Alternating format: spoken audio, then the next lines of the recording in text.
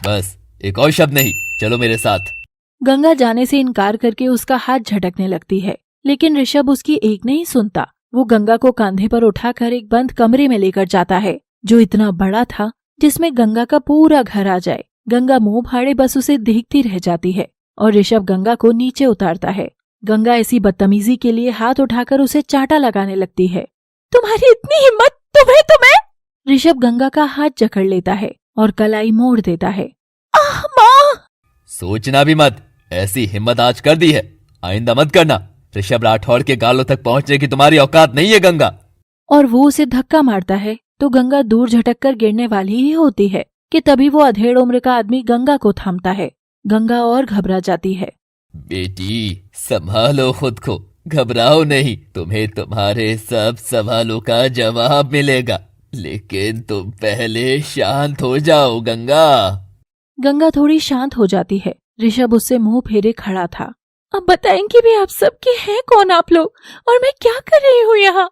मैं बताता हूँ, मैं इस घर का कुल गुरु हूँ और मैंने ही कल सुबह ऋषभ को तुम्हें यहाँ लाने को बोला था। ऋषभ कुछ परेशान सा घर से निकल रहा था कि तभी कुलगुरु पूजा की थाली लाकर ऋषभ के टीका लगाने लगे।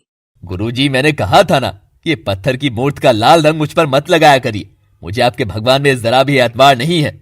ऋषभ ईश्वर से मुंह फेर कर जाने लगता है। तभी वो मिलेगी आज तुझे जिसकी तुझे तलाश है।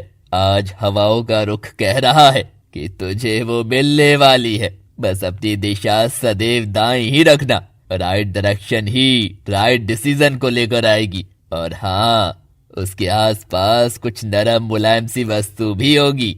ऋषभ कुलगुरु की बात पर हंसता हुआ जाकर गाड़ी में बैठ जाता है, लेकिन वो चाहकर भी लेफ्ट नहीं ले पाता और सारे मोड़ राइट काटने लगता है कि तभी उसे सामने लेफ्ट जाना था। वो जा ही रहा था कि अचानक एक मक्खी उसके चेहरे पर आकर उसे तंग करती है और वो अनजाने में ही गाड़ी राइट में घुमाता हुआ सामने जा रही गंगा में जाकर भिड़ा देता है। लो, कर दिया गुरुजी के भगवान ने मेरा भला, अब ये क्या आफत है। ऋषभ गाड़ी से उतरकर जैसे ही गंगा का चेहरा देखता है वो हैरान हो जाता है। तभी ऋषभ की नजर गंगा के शरीर पर बंधे तकिए पर भी जाती है। ओह, तो यहाँ हो तुम। अब वो नरम मुलायम चीज यानी तकिया भी है। Guruji was right, right direction makes right decision. ये कहकर ऋषभ गंगा को बाहों में भरकर अपने घर ले आता है।